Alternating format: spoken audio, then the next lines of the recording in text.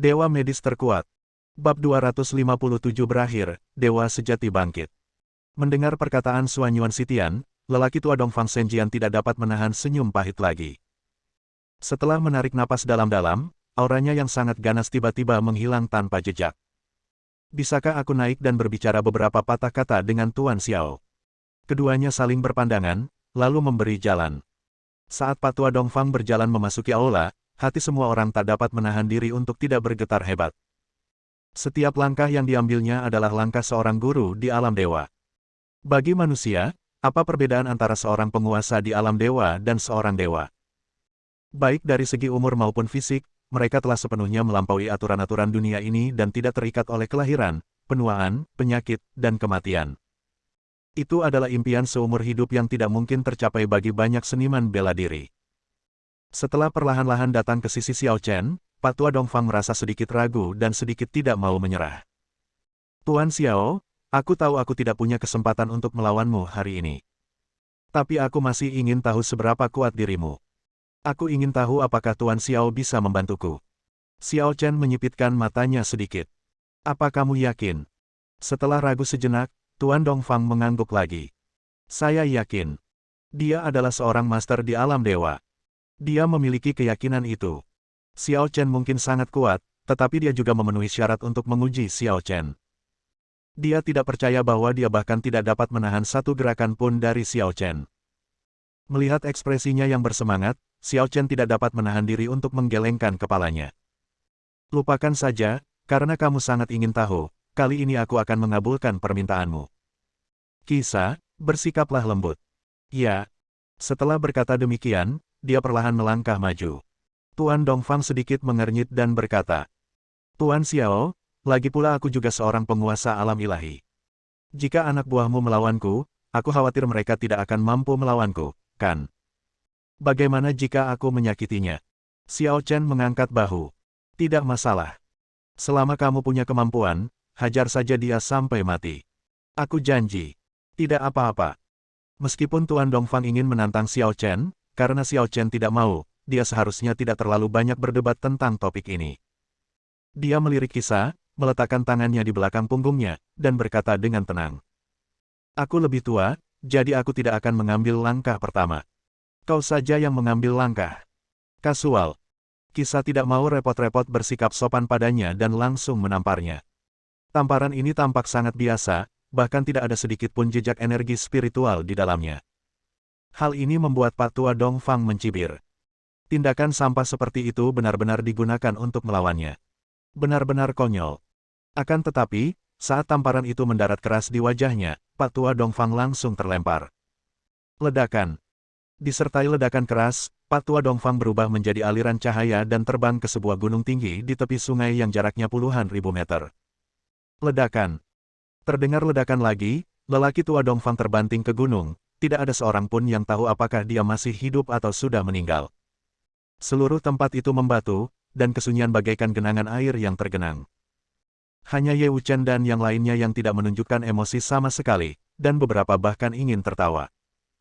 Namong Chenlong sebenarnya sudah senang dalam hati, karena sejak awal dia sudah melihat Kisah dengan jelas, tapi malah ditendang. Sekarang giliran pedang ilahi timur. Ya ampun, perasaan ini sungguh nikmat sekali. Beberapa kaisar bela diri dari keluarga Dongfang sangat ketakutan hingga mereka berdiri di sana seperti ayam kayu. Tidak ada satupun dari mereka yang berani menabraknya. Liu Wushuang, Paman Liu, Bibi Liu dan murid-murid keluarga Liu lainnya sangat ketakutan hingga mereka terjatuh ke tanah dan mengompol. Beberapa di antara mereka bahkan memutar mata dan pingsan. Xiao Chen terbatuk pelan dan melotot ke arah Kisah dengan tidak senang.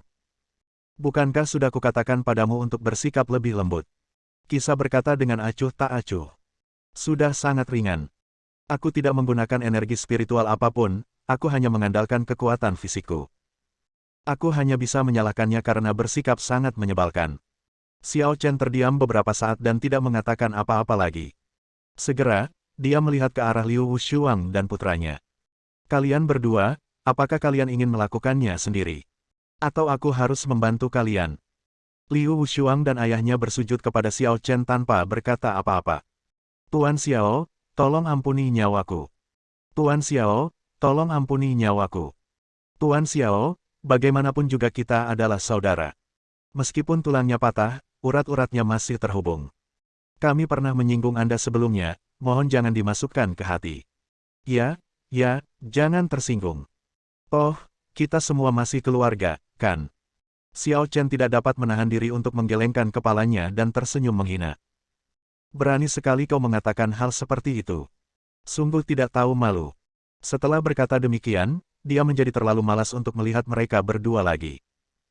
Dia melambaikan tangannya, dan para pelayan segera datang untuk menolong mereka berdua keluar. Sesaat kemudian, dua jeritan terdengar, dan Xiao Chen merasa lega. Setelah itu, dia melirik keluar. 4 kaisar bela diri dari keluarga Dongfang segera mengerti apa yang dimaksudnya. Mereka mendesah pelan dan menyerang langsung tanpa menghiraukan permohonan Dongfang Rulong untuk belas kasihan. Ayah. Paman, apa yang akan ayah lakukan? Aku adalah putra tertua dari keluarga Dongfang. Ayah tidak bisa begitu saja membunuhku seperti ini. Tidak. Dongfang Yaori memalingkan kepalanya kesakitan, tidak tahan melihat putranya. Dia melambaikan tangannya, Dongfang Kuangho pun mengangkat tangannya, cahaya pedang pun menyambar, langsung menembus dada Dongfang Rulong. Disertai suara keras dan tumpul, Dongfang Rulong terjatuh dengan mata terbelalak dan ekspresi tidak percaya di wajahnya. Begitu Dongfang Rulong meninggal, semua orang yang hadir terdiam. Sampai saat ini, tidak ada seorang pun yang berani tidak menghormati Xiao Chen. Xiao Chen melirik kelompok kecil anggota keluarga Liu yang tersisa dan berteriak. Meskipun istriku tidak tega membunuhmu. Tapi ini tidak berarti kau bisa selamat. Mulai hari ini, mulai sekarang, semua harta milik keluarga Liu akan disita. Siapapun yang berani menyembunyikannya akan dibunuh tanpa ampun. Dengan satu perintah saja, banyak orang yang hadir langsung terkejut. Mereka tahu bahwa mulai hari ini, langit kota ajaib akan berubah. Keluarga Liu sudah tamat, dan keluarga Dongfang tidak berani melawan Xiao Chen. Siapa lagi di seluruh kota iblis yang bisa menjadi musuhnya? Setelah menyelesaikan semua ini, Xiao Chen memegang tangan Liu Yunxuan dan tersenyum penuh pengertian. Ayo. Sayang, ayo pulang.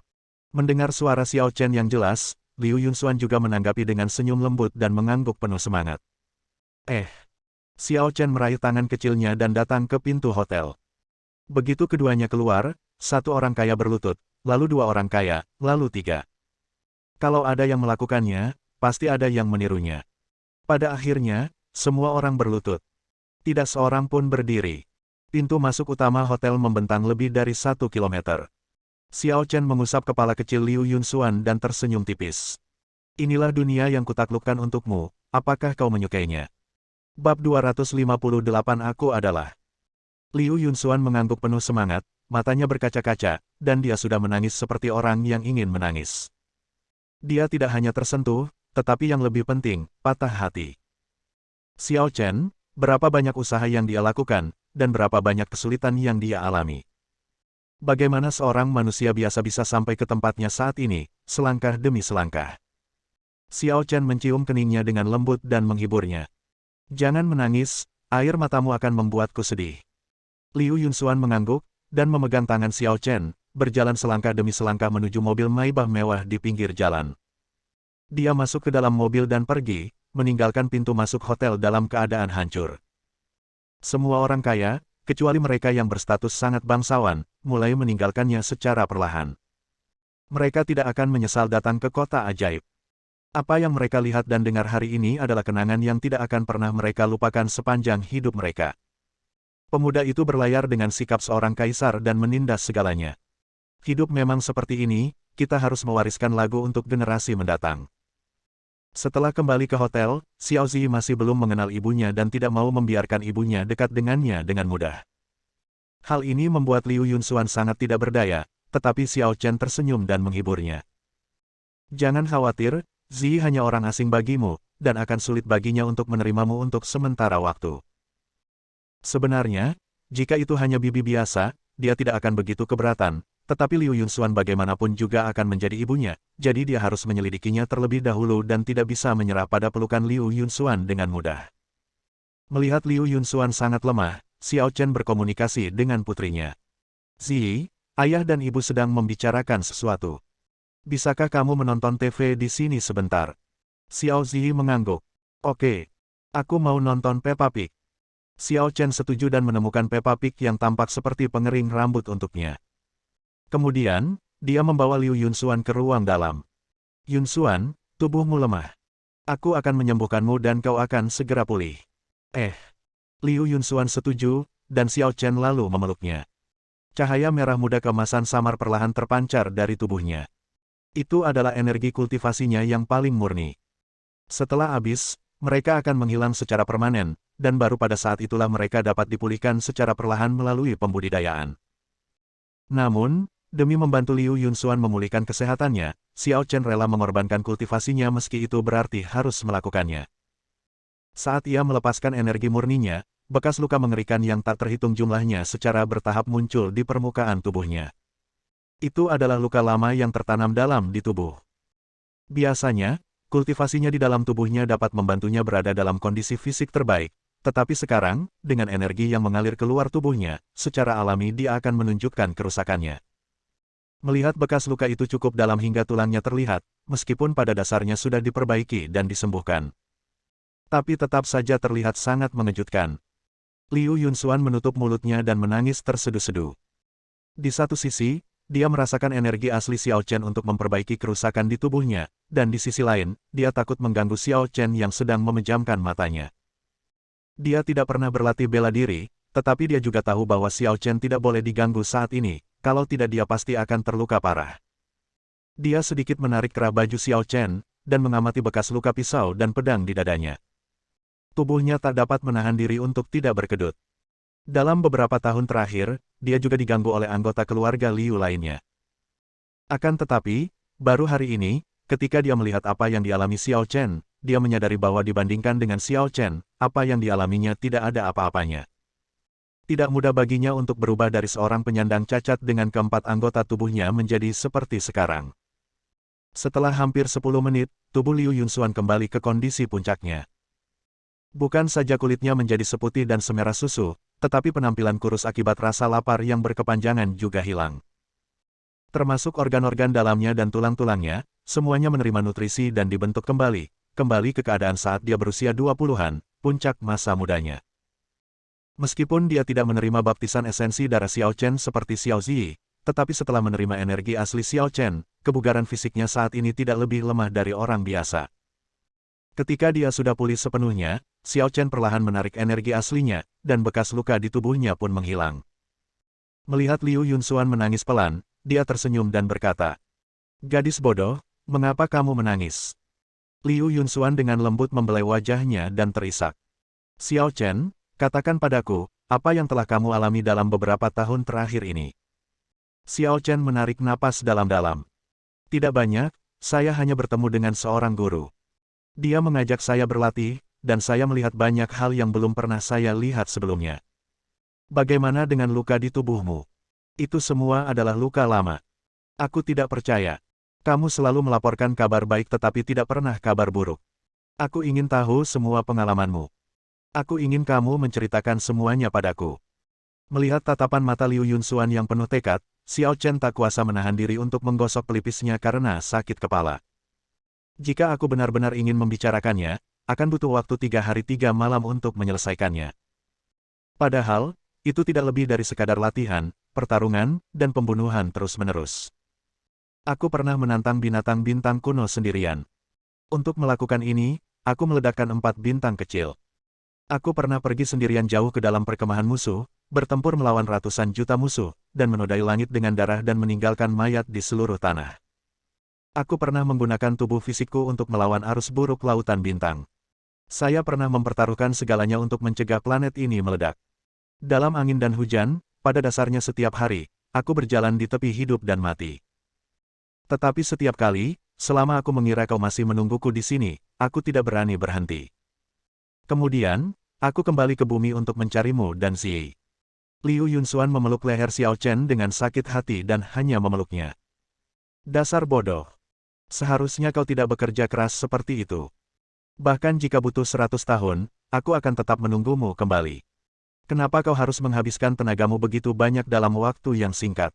Xiao Chen tersenyum. "Anak bodoh, aku tidak bisa hidup sehari pun tanpamu dalam hidupku. 5 tahun terlalu lama bagiku. Setelah terdiam sejenak, ekspresinya berubah sedikit serius. Benar. Dibandingkan dengan kita berdua, Ziyi adalah yang paling menyedihkan. Dia dibuang ke tempat sampah tepat setelah dia lahir dan disuntik dengan virus biokimia. Kemudian, dia dibawa ke panti asuhan, tetapi ditempatkan di kandang anjing. Selama 5 tahun, dia setengah telanjang dan kotor. Dia bahkan tidak bisa mendapatkan cukup makanan. Pada waktu-waktu tertentu, virus biokimia di tubuhnya akan berkobar, menyebabkan seluruh tubuhnya berkedut dan dia akan merasakan sakit yang hebat. Liu Yunxuan merasakan sakit di hatinya, seolah-olah seseorang memotong dagingnya dan mengeluarkan darahnya dengan pisau. Bersambung.